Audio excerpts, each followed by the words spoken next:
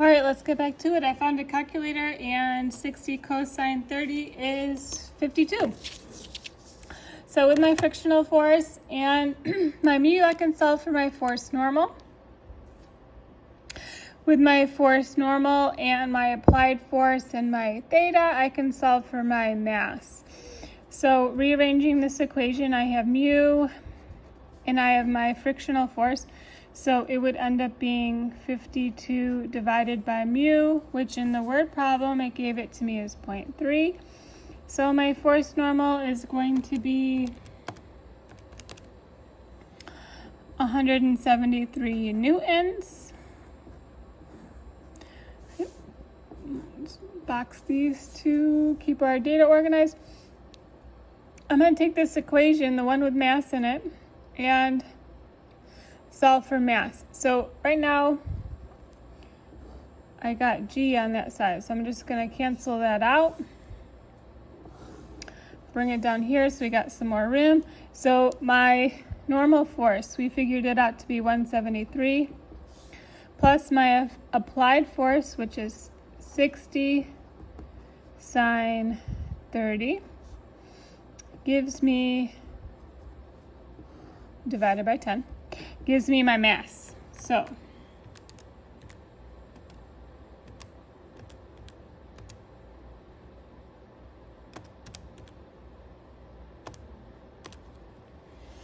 I got 143 divided by 10, which gives me a mass of 14.3 kilograms. So that answers my question for 13. 14 says if my applied force is now 100. So my free body diagram is going to look the same way, but the vertical component of my applied force and the horizontal component of my applied force are going to be different now because my hypotenuse is 100. So we'll set up our equations the same way, but my force normal is going to change. So therefore my frictional force is going to change. And my applied force, the horizontal component is also going to change. So when I write my sum of forces in the vertical, it's still going to look the way that it did before. But our values are going to be different. So the sum of my forces in the horizontal is going to be my applied force sine theta, cosine, minus my frictional force is equal to ma. Since this thing is accelerating, right, we set it equal to 0 up here, but we're setting it equal to ma because it is accelerating. So we're going to go through all the same steps to solve for my all my variables. So now we have my mass, right? My mass doesn't change. So I'm going to use that plus my applied force sine theta to find my force normal. With my force normal, I have my mu. I can solve for my frictional force, right? The previous problem, we used frictional force equal to the applied force cosine theta, but they're not equal anymore, right? Because it's equal to ma. So we're going to solve it backwards, right? We now have our mass, so we can utilize that. So my force normal is going to be equal to mg minus fa sine theta. So this is 143, right? Because my mass is 14.3. And then my applied force from the word problem gives me 100, and my theta didn't change. So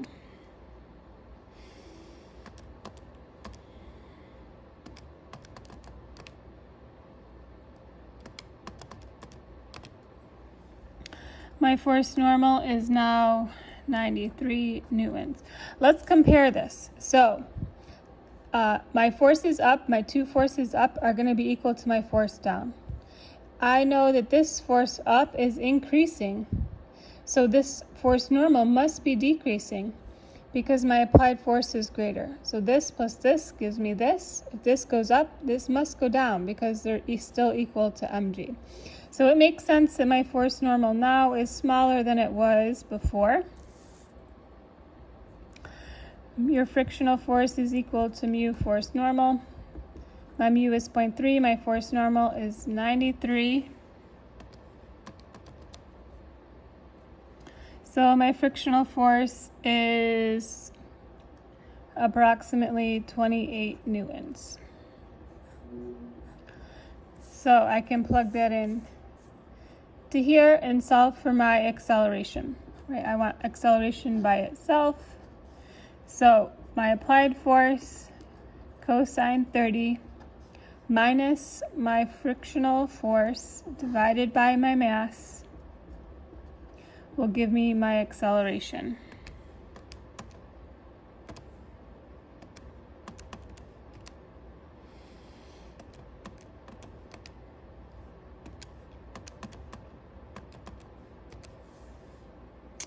Ooh. Gives me an acceleration of 4 meters per second squared.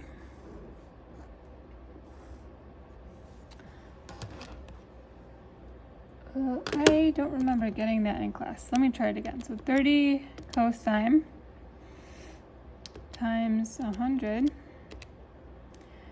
minus 28 divided by 14.3, yeah, gives me 4.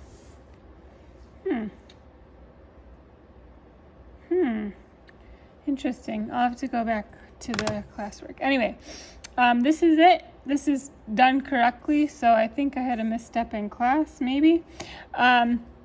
This is the work for 11 through 14 on the Newton's first and second law worksheet.